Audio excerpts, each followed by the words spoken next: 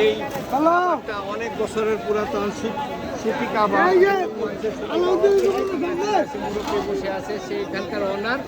তো সাথে আছে আমাদের আরেক ভাই বাদশা ভাই। হ্যাঁ ভাই আমি কিছু কথা কই। হ্যাঁ বলেন বাদশা ভাই বলেন। দোকানদারি করছি, বড়বাজার পোলাপাট খায় ঠোকা করে নিয়ে যায়। হ্যাঁ। দোকানদারি করছি যখন করছি তখন খাওয়ার খুব মান ভালো ছিল ভাই। এখন ঠিক আছে, এখন তো আস্তে আস্তে নষ্ট হয়ে যাচ্ছে মালটা।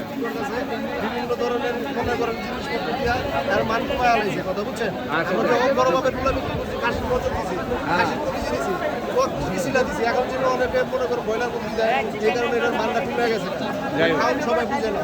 এই চকবাজারের ভিতরে বড় বাপের এই আপনি সুতা কাবাবটা আল্লাহর রহমতে এই রুস্তুম মিয়ার সুতা কাবাবের মতো সুতা কাবাব আর কেউ বেছে না।